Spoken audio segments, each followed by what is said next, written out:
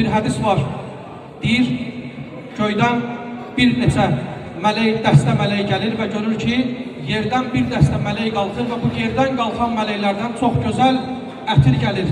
Elə bir ətir gəlir ki, o mələklər onu heç zaman duymayıblar. Soruşurlar, hardan gəlirsiniz? Bu gözəl ətir sizə hardan nəsib olub? Deyirlər, bir məclisdən gəlirdik. Orada Peyğəmbər və Pak Əhl-i Beytinə salavat deyirdilər. Salavatın ətri ilə ətirlənmişik.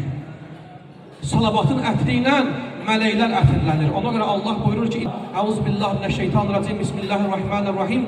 İnnallaha və mələikətəhu yusalluna alən-nəbi.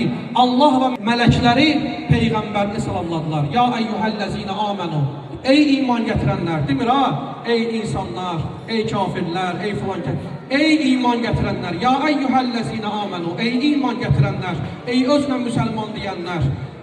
Sallu aleyhi və sallimu təslima. Onların layiqincə salamlayın. Peyğəmbəri salamlayın və Pak Əhl-i Beytini salamlayın.